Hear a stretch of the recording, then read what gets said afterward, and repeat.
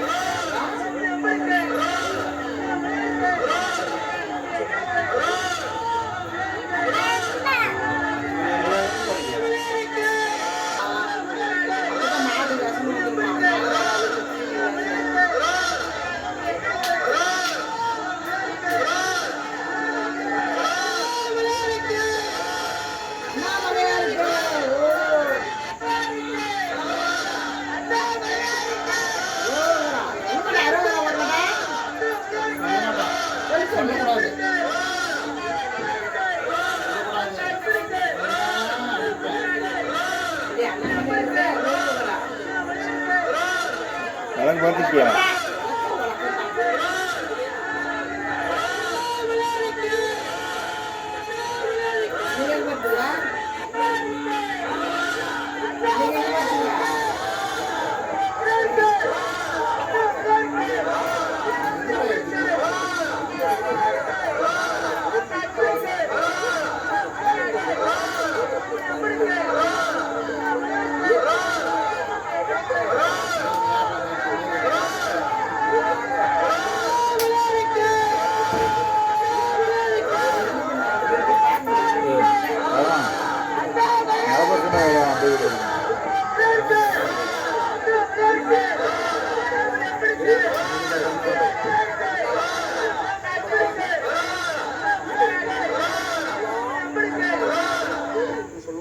நல்வினைகள் வந்து சேரும் அந்த தீப மங்கள ஜோதி என்று சொன்னார்களே, அப்படி ஒரு ஜோதியில் நாம் திளைத்து இருக்கின்றோம். அழகான ஒரு காட்சி, எங்கும் பாருங்கள் சிவப்பு நிறம், அப்படியே சிவந்த மேனியன் என்று செம்மேனியன் என்று சிவபெருமானை சொல்வார்கள். அந்த செந்நிற மேனியனாகவே காட்சி தருகின்றான். பாருங்கள் என்ன அழகு, கொள்ளை அழகு கொட்டி கிடக்கிறது என்று கொப்பரையிலே கொள்ளை அழகு கொட்டி கிடக்கிறது பாருங்கள். அப்படி ஒரு காட்சியை நாம் கண்டு கொண்டிருக்கிறோம். அந்த நிகழ்வுக்குத்தான் நாம் காத்து கொண்டிருந்தோம். வெடி முழக்கங்களும் அங்கே விண்ணை பிளந்து கொண்டிருக்கிற காட்சி, எல்லா வல்ல இறைவன் சிவபெருமான் நமக்காக நர்த்தனம் ஆடுகின்ற காட்சியை கண்டு கொண்டிருக்கிறோம். 11 நாட்கள் இதை கண்டு கண்டு கண்கள் குளிர இருக்கிறது.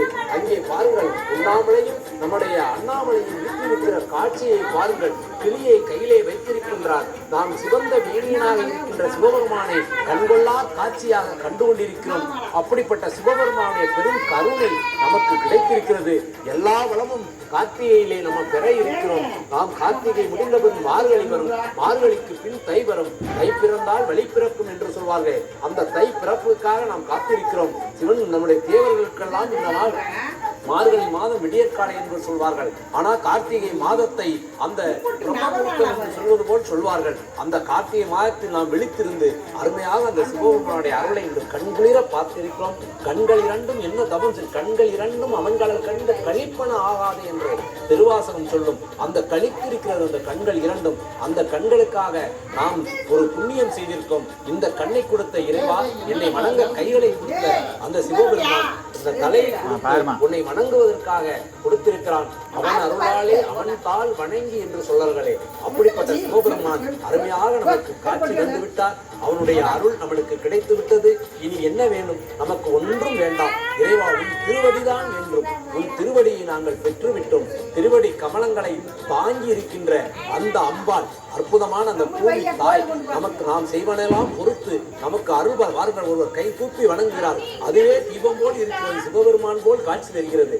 அப்படிப்பட்ட சூழ்நிலையை நாம் இங்கே காத்து கொண்டிருக்கிறோம். ஒளி வெள்ளம் அந்த மஞ்சள் கோடு ஒன்று தெரிகிறது பாருங்கள், அதான் மகாலட்சுமி. அதை தொடர்ந்து அந்த வெப்பம் தெரிகிறது, அவள் தான் பார்வதி. அந்த ஒளி வந்து சரஸ்வதி கலைமகள் என்று சொல்வார்களே, அதற்குள் சிவபெருமான் நடனம் ஆடிக்கொண்டிருக்கிறார் என்று ஞானிகளும் யோகிகளும் அதை சொல்லிக் கொண்டிருக்கிறார்கள். அந்த நடன காட்சி இப்பொழுது தீப ஒளியில் கண்டு குளிர்ந்து கொண்டிருக்கிறோம். தீப வெள்ளத்தில் நாம் மங்களமாக அந்த அருள் பாலித்துக் கொண்டிருக்கிற அந்த சிவபெருமானுடைய கருணை, அந்த நடனம், ஆடல் கலையே தேவன் தந்தது என்று சொல்வார்கள். அந்த ஆடல் கலையை பார்த்து ரசித்துக் கொண்டிருக்கிறோம். ரசிக பெருமக்களாக நாம் கூடி கண்கொள்ளா காட்சியை கண்டு கொண்டிருக்கிறோம். அந்த எத்தனை பேருக்கு கிட்டும் என்று சொன்னார்களே, நமக்குத்தான் இது கிட்டி இருக்கிறது. நம் பெற்றோர்களும் நம் மூதாதையர்களும் செய்த பெரும் புண்ணியம் இன்று நாம் இங்கு பார்ப்பதற்கு கிடைத்திருக்கிறது. அருமையான அந்த சிவந்த மேனியன் முழுமையாக காட்சி தந்து கொண்டிருக்கிறான். இதற்காகத்தான் இத்தனை நாள் நாம் முன்னாள் வேற்றை பற்றி நம்முடைய இலக்கியமேவர்கள் அண்ணாமலைக்கு அரோகரா.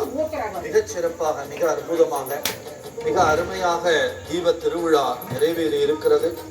எல்லோருடைய இல்லங்களிலும் கார்த்திகை திருவிழாவாக இந்த தீபத்தை ஏற்றி வழிபாடு செய்து கொண்டிருக்கக்கூடிய அருமையான மாலை தருணத்திலே நாம் நின்று கொண்டிருக்கிறோம். பஞ்சமூர்த்திகளும் இப்பொழுது புறப்பட்டு செல்லக்கூடிய அருமையான காட்சியிலே நாம் பார்த்து கொண்டிருக்கிறோம். எல்லாம் அல்ல எம்பெருமான் இங்கே